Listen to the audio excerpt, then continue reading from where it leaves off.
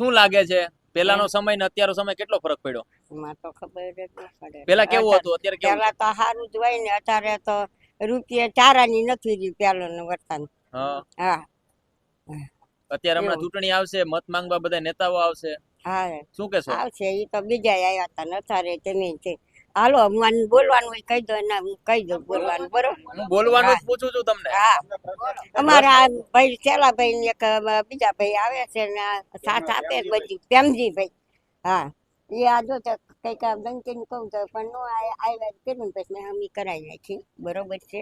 હા એ આ ડંકી અમારે તો આ શેરી જેવી છે, ગાયું હાટું થઈને રસ્તામાં આ ગટર આવે થોડાક દે કાઢવા આવે ગટર થોડાક દે આવે નકર તો કાયમ નથી આવતા.